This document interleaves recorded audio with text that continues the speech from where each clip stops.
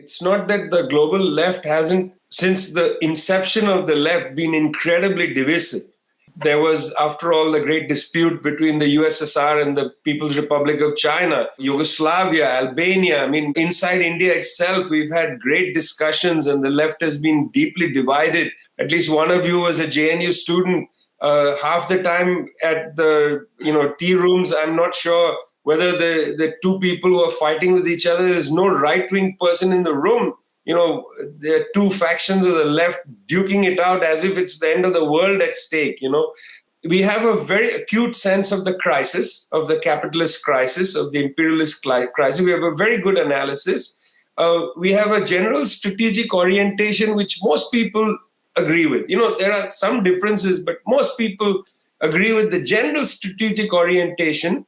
But then there are deep tactical divides. And these tactical divides somehow break apart the attempt at creating unity in action. We can't have unity in action if you disagree tactically. So this is a problem in left culture globally. And I think we need to sort it out. We need to think about it. We need to build trust among people. Say, okay, you have a different tactical orientation, but surely you're not opposed to coming for a demonstration. The point is that we agree on this, let's go. But because there's such ill will and ill feeling, it doesn't happen. The question of China is a specific question. This has two parts to it. One is there's a section of the left that is averse to any state project. There is a kind of libertarian or anarchism in the left, which is against any state project. In a sense, you confront that politics and say you just don't want to take power. You just want to be a permanent opposition. Because once you take power, there are compromises you have to make. There is the messiness of reality. You're going to have to do certain things. You're going to have to take risks. You're going to have to prepare to fail, and so on. So one side of it, this libertarian side, just doesn't like state projects, whether it's China, Venezuela, Cuba, you name it. And to some extent, Trotskyism is a subsection of anarcho-libertarianism.